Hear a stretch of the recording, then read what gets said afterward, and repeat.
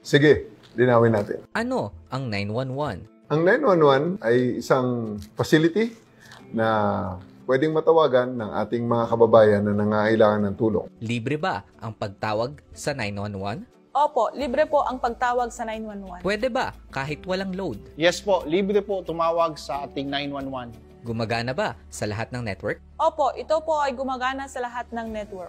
Bukas ba sila 24/7? Yes, 24 hours. May sasagot sa inyo sa 911.